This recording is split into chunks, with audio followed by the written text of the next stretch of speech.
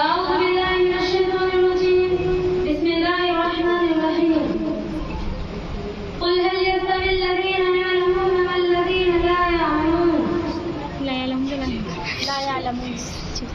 تعلیم سے آتی ہے اقوام بیداری، ہے علم کے پنجے میں شمشیر جہانداری.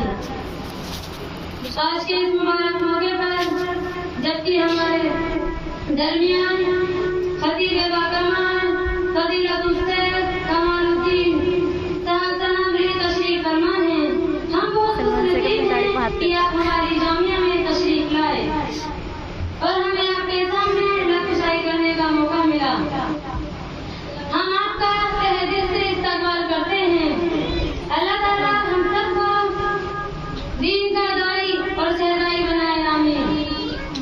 میری تقریر کا عنوان ہے لڑکیوں کے لیے تعلیم کی اہمیت و فضیلت. تعلیم کی اہمیت